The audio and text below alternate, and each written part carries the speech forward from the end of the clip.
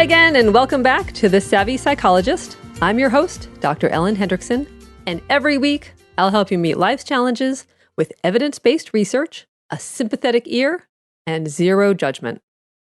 So what do the greatest generation, boomers, Gen Xers, and millennials have in common? No matter your generation, at some point in life, you may find yourself a dual member of the sandwich generation. So what is that exactly? Is it simultaneously having your parents disapprove of you and your kids be embarrassed by you? Not quite. Instead, it's a term coined in 1981, originally referring to women in their 30s or 40s who cared for elderly family members while raising their own children. But quite a bit has changed since 1981.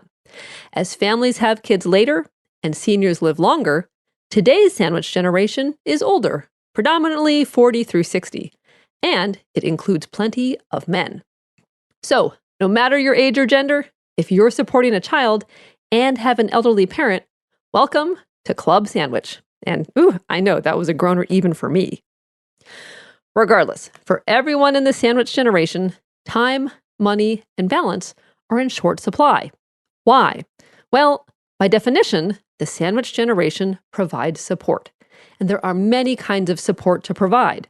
Emotional, financial, instrumental, aka tangible help, like driving someone to an appointment or bringing over a casserole.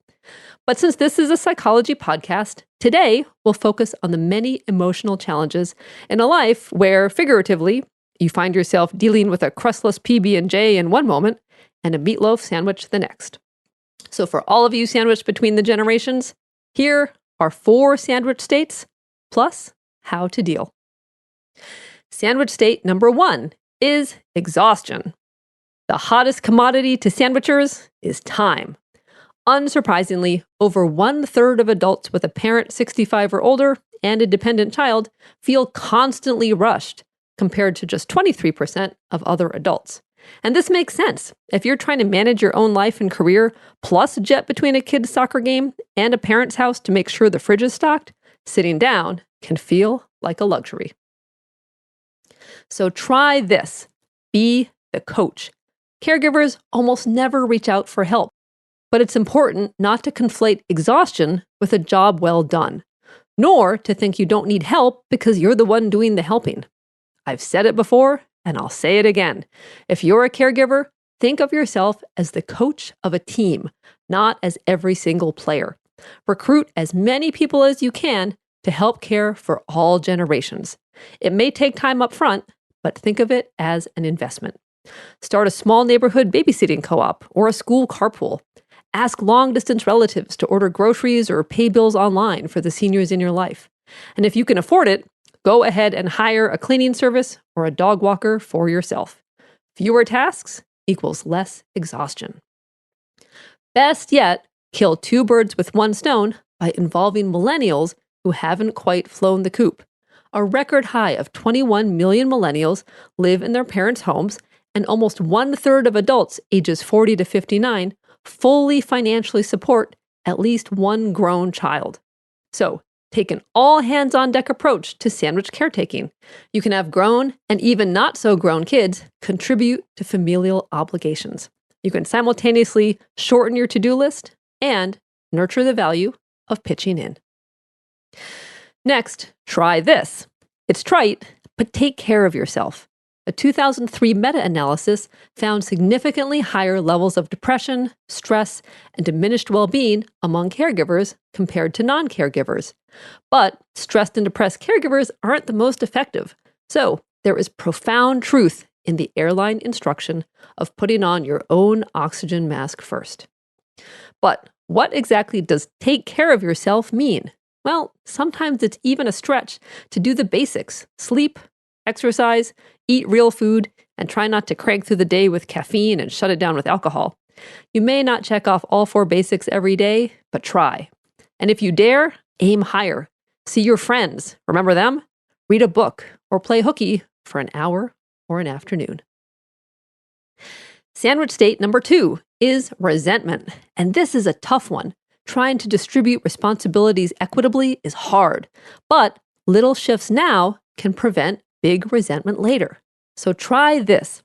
Be specific when asking for help.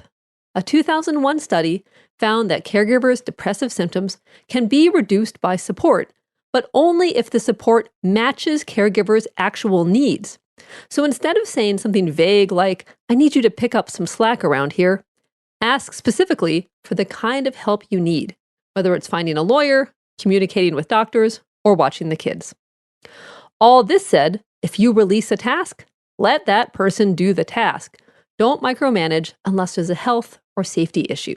And it might not be done the way you'd pictured, but imperfection pales in comparison to resentment. Plus, you get the relief of a shorter to-do list. Sandwich state number 3 is worry. And worry, by definition, is always about the future. It's the what ifs and the what next. And it's hard to talk with aging parents about touchy topics like decline or debts. So often we worry instead of taking action. So try this. To turn the worry into a useful conversation, try a technique we've talked about on the podcast before. It's called unified detachment, and it works like this. Instead of approaching a topic as adversaries, you against them, instead frame your conversation as the two of you standing unified together against the problem. For example, what should we do about this financial trouble?